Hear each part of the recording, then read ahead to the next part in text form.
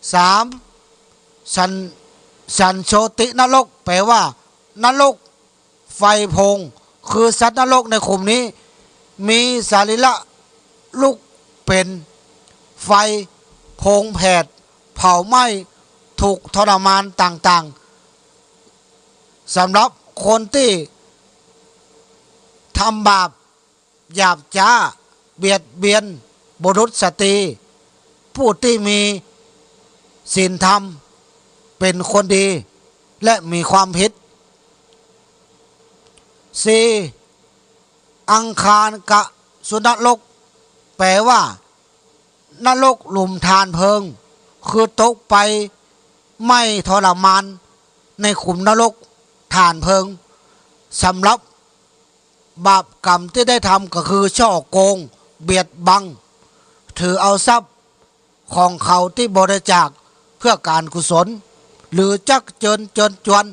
เขาบริจาคเพื่อการกุศลได้ทรัพย์มาแล้วหืดเอาไว้เสียเองและสำหรับบาปที่เป็นหนี้ทรัพย์ผู้อื่นแล้วก็โคดโกงและบ่ใช้หนี้เพิ่น 5. โลหะกุมพีนรกแปลว่านรกหม้อโลหะ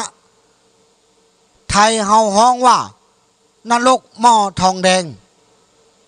เป็นที่ตกลงไปไม่ทรมานสำหรับ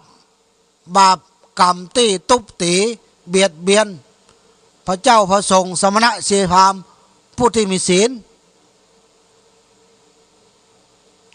6. ชีวะสุนรกแปลว่านรกที่นรกที่ดึงคอให้หลุดคือเอาเจียกปั่นคอจุ่มลงในน้ำฮ้อนในน้ำหม้อทองแดงให้ทุกข์ทรมานสารบบาปกรรมที่กระทำหยาบช้าก็คือ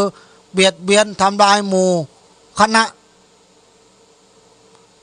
7. ทุสปานรกแปลว่านรกเข้ารีบเข้าแกบคือ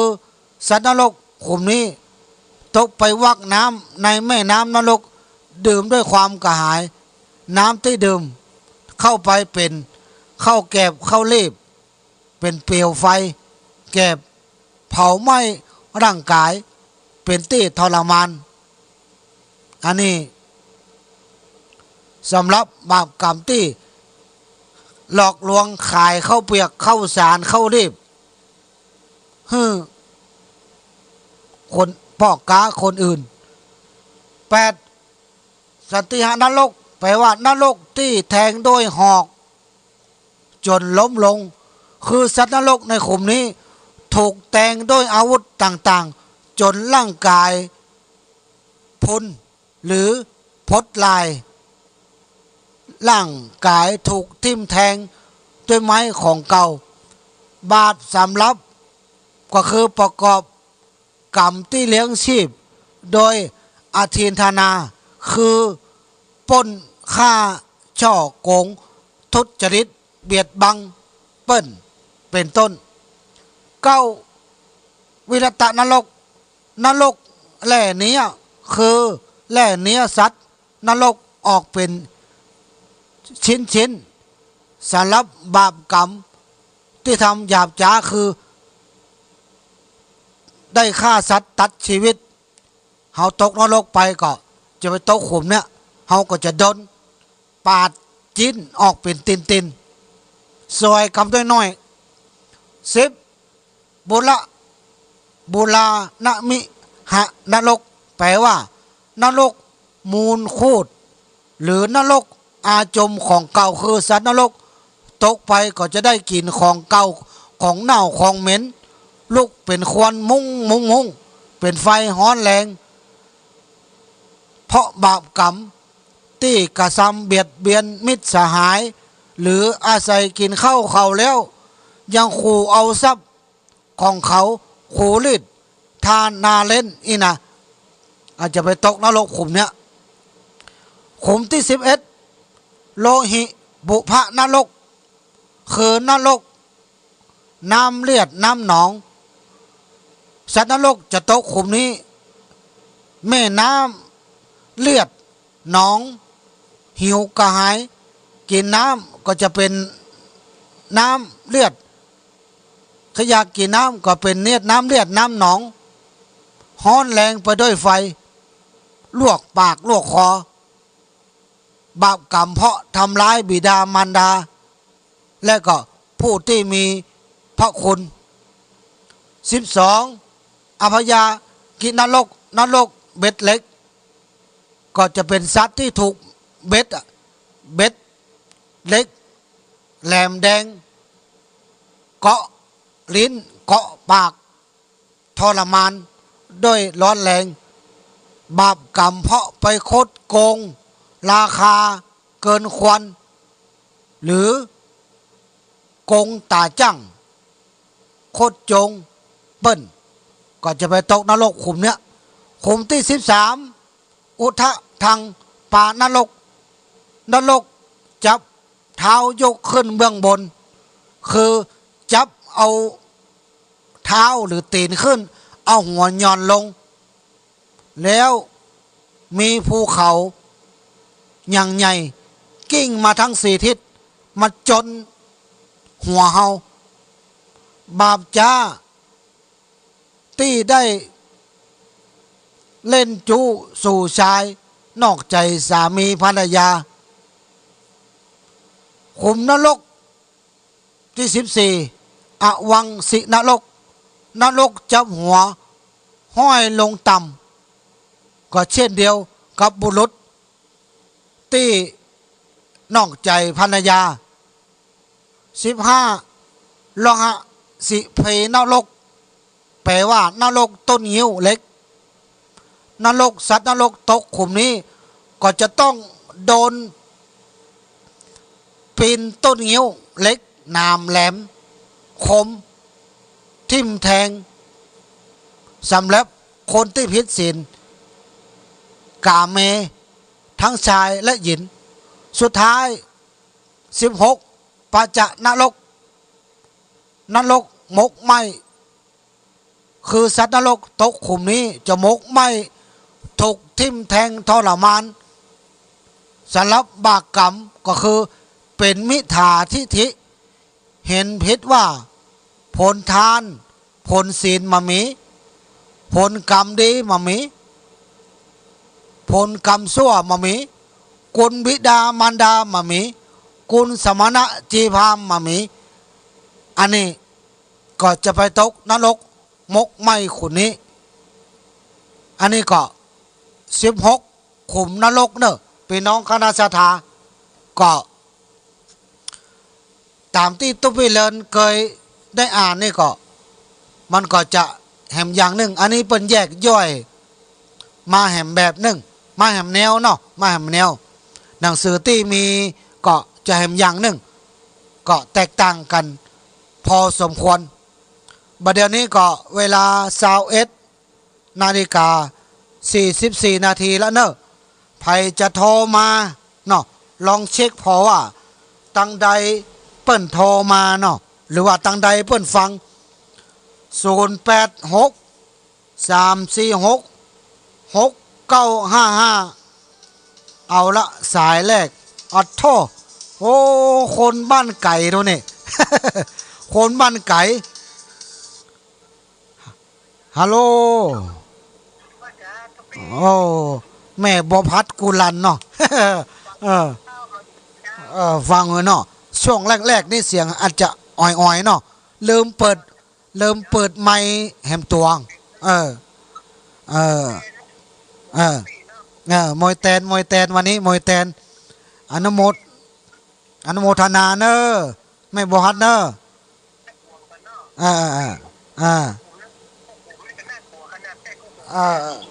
ถ้าได้มีโอกาสก่อนจะเอาเล่มนั้นมาเล่มนั้นจะดีกว่าเล่มนี้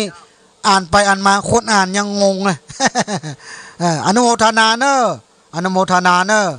สาธุ086 346 6955 086 346 6955แม่บัวพัดกุลันบ้านต้นซานเมืองฝางเจริญพร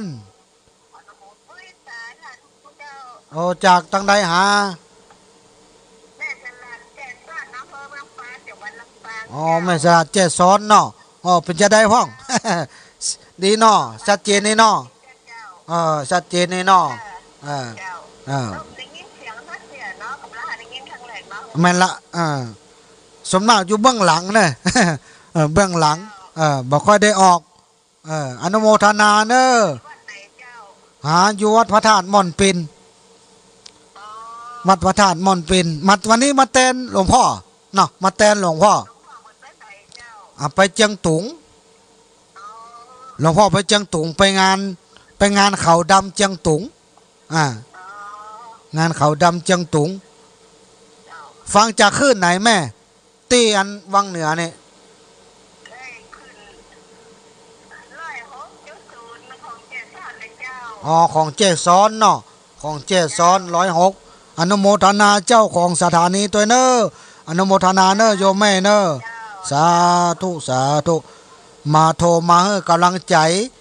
ลูกตุหลานเนาะก็อาจจะพี่น้องลำปางนี่ก็อาจจะบอกคุ้นเสียงเนาะวันนี้มาแตนเจริญพรจากทางใดโอ้แม่ยังก็ใส่บาการเนาะเออไม่เสียทอนเนาะใส่บาการโอเคเนาะชัดเจนอยู่เนาะวัฒบาทเนาะอันสาธุสาธุอนุโมทนาเนอจ้าเจริญพรจ้าอยู่ดีมีสุขเนอ086 346 6955โอ้เจริญพรเจริญพรสาธุจากทางใดแม่มาจากบ้านวังมอตำบลดงสงสัยเจ้าบ้านวังมอนลำปางเนาะอำเภอเมืองนะแม่เนาะอำเภอเมืองเนี่ยเนาะเจ้าแม่อ้อยเนอะแม่อ้อยกะโอ้แม่อ้อยเนาะอนุโมทนาเนอะโทรมาให้กำลังใจแล้วก็ฟังจากบุญวาสนะแม่เนาะฟังดารุณีเจ้าของคุณโยมดารณีเนาะอนุโมทนาเนอะเจ้าของสถานีวิทยุสาธุเจ้าของอนุโมทนาครับเจ้าของสถานีเนอะส่วนมากก็จะเป็นของคุณโยมดารุณีเนาะเจริญพรทางใดหาบ้านห้องละปูนเนาะบ้านห้องละปูนฟังขึ้นไหนนะแม่ห้วยตองซักกะมันจะมีห้วยตองซักแล้วก็ที่ไหนที่ของอันของเมืองลีกะเนาะให้ของลีเนาะอนุโมทนาเนอแม่เนอสาธุ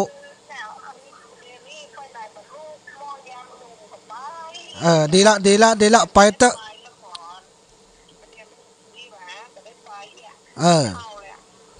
บ่เป็นยังแค่เฮาอัน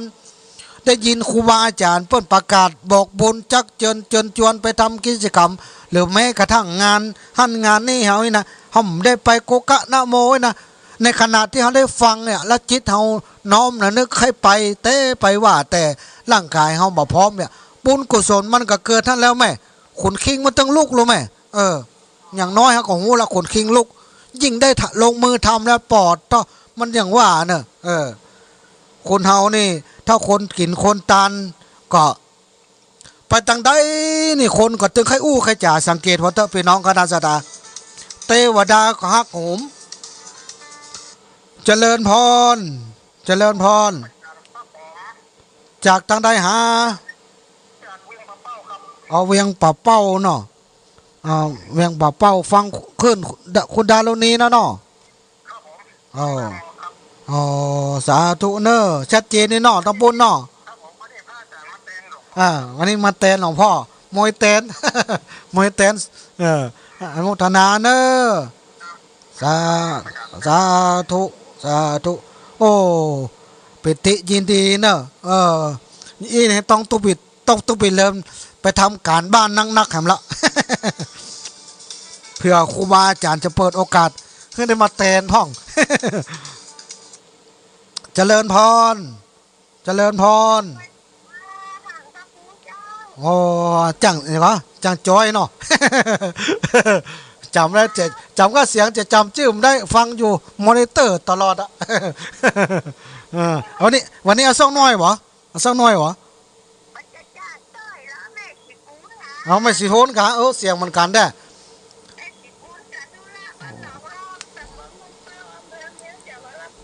อ๋อคนละคนแต่เสียงคล้ายกันนั่นแต่อ๋อ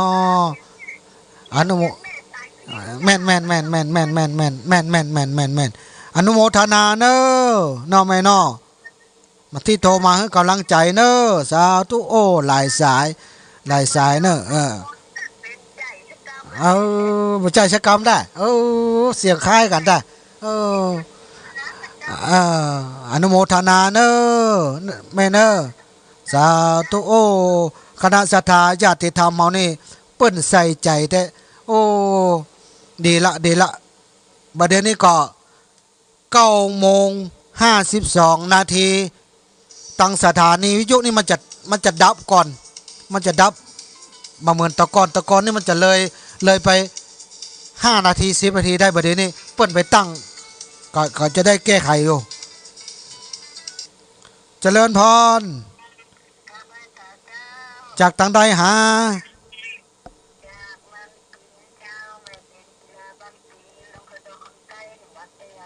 โอ้พะเยาดอกคำใต้เนาะโอ้ดอกคำใต้วันที่นั่นอ่ะวันที่6นี่ก็ตู้เจ้าขอจะไปปริวาสเหรอวันที่6 ถึง 15เดือนกรกฎา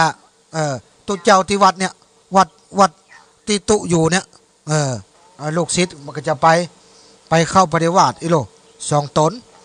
อนุโมทนาเนอะแม่เนอะสาธุอนุโมทนาเนอะก็อาจจะตัดสายโวยไปหน่อยนะก็ยังบ่คุ้นเคยนะต้องไปเรียนนี่ก็จะบ่ค่อยคุ้นเคยต่อใดกับโทรศัพท์ เจริญพรจากทางใดหาโอ้ตะกอแม่สวยบ้านอย่างนี้บ้านตะกอบ้านดินดำอย่างก็บ้านดินดำเนาะโอ้บ้านดินดำตะกอโอ้ฟังอยู่เนาะธาตุเสด็จน่ะรู้จักกันดีบัดนี้ท่านพระครูท่านอาจารย์สุเมธว่าอาจารย์เนี่ยก็เจ้าวาดเป็นเจ้าคณะตำบลแล้วเนาะวัดธาตุเสด็จเนาะวัดดินดำไม่ต่ำเลยนะไปบ่อยอนุโมทนาเนอะอนุโมทนาท่านอาจารย์เนี่ยก็วัดธาตุเสด็จเนาะบัดนี้เป็นเจ้าคณะตำบลละเปิ้นเป็นคนไหนคนภาคกลางอยู่ท่าเสด็จก็20 กว่าปีละบัดนี้ขึ้นเป็นเจ้าคณะตำบลละต้นไปเลินก็ไปมาสู้กันบ่อยเจริญพรจากที่ไหนแม่เฮ้ยโอ้น่านกับพ่อยมพ่อเนาะ ชัดเจนนี่เนาะพ่อเนาะอ๋อชัดเจนนี่เนาะของขึ้นอย่างหาน่านนี่อ๋อขึ้น104เนาะขึ้น104เนาะอนุโมทนาเนอะเมืองน่านนี่ก็บ่ได้ไปหลายปีละครั้งแรกไปปฏิวาสก็ไปที่เมืองน่านน่ะที่อำเภอเวียงสานั่นไปเข้าปฏิวาสครั้งแรกในชีวิตที่จังหวัดน่านอำเภอเวียงสาเจริญพรตั้งใดหา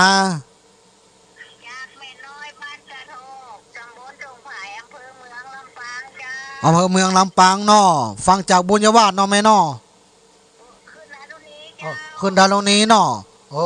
คุณดารุณีอนุโมทนาเนอะชัดเจนเนาะแม่เนาะอนุโมทนาเนอะยายก็ไปปะกันบ่เด้อเมืองปาน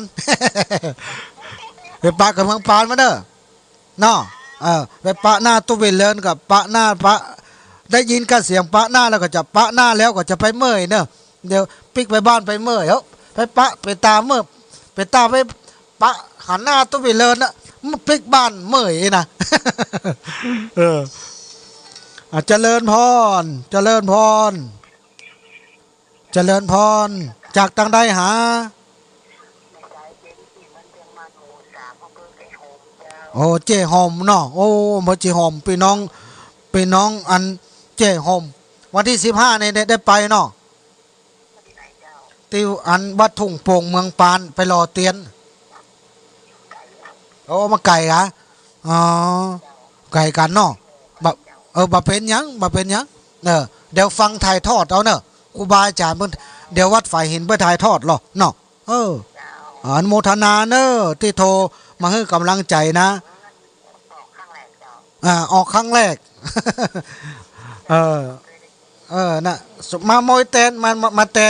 ตนหลวงพ่ออนุโมทนาสาธุเนอะเนาะเป็นการคนน้อยเนอะสาธุอนุโมทนาเนอะโยมแม่จากลำปางวันนี้มาแตนพระเดชพระคุณหลวงพ่อเนอะก็คงจะยุติไว้ก่อนเนาะก็9:57ละถ้าสัก59นี่เครื่องคอมพิวเตอร์ก็จะตัดเครื่องทรงก็จะตัด เอาแล้วเนาะวันนี้